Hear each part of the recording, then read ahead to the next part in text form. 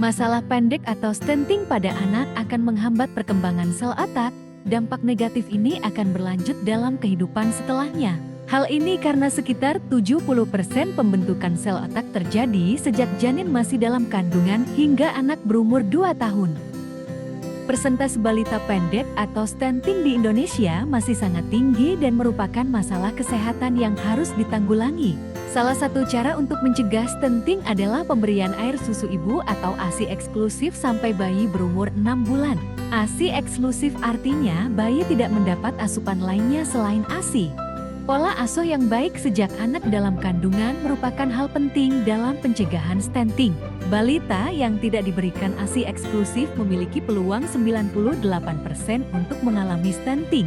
ASI tak hanya sekedar susu ibu, tetapi ASI juga mengandung faktor bioaktif, zat yang bermanfaat untuk kesehatan seperti imunoglobulin, sel darah putih, antimikrobial, bahkan mengandung sel-sel hidup. Balita yang mengalami stunting dapat dipengaruhi dari kondisi ibu atau calon ibu, masa janin dan masa bayi atau balita, termasuk penyakit yang diderita selama masa balita.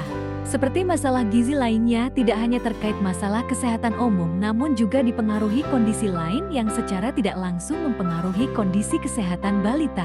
Kurangnya kesadaran masyarakat tentang kesehatan dipengaruhi rendahnya tingkat pengetahuan masyarakat akan pentingnya kesehatan dan dampak ke depan jika kesehatan terabaikan. Keadaan gizi masyarakat yang optimal dapat meningkatkan produktivitas dan angka harapan hidup masyarakat. Inovasi kelas centing ASI atau kelas cegah stunting dengan mengasihi merupakan suatu aktivitas belajar kelompok dalam kelas dengan anggota beberapa ibu balita yang mempunyai anak balita usia 0-5 tahun dengan menggunakan media kartu konseling PMBS sebagai alat pembelajaran. ASI eksklusif adalah pemberian ASI sedini mungkin setelah persalinan, diberikan tanpa jadwal dan tidak diberikan makanan lain walaupun hanya air putih sampai bayi berumur 6 bulan. Setelah usia 6 bulan bayi mulai dikenalkan dengan makanan lain dan ASI tetap diberikan sampai bayi berusia 2 tahun. Di dalam kegiatan centing ASI dilakukan juga konsultasi, penimbangan bayi, pengukuran bayi, dan kegiatan imunisasi.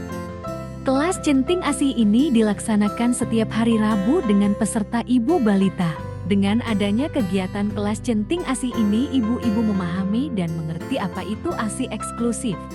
Pelaksanaan kelas centing ASI ini memberikan pengetahuan kepada ibu-ibu balita tentang pemberian makanan tambahan pada bayi dan balita. Hayu ibu-ibu ikuti kelas centing ASI setiap hari Rabu di Puskesmas Sekip. Kesehatan Anda, kebahagiaan kami.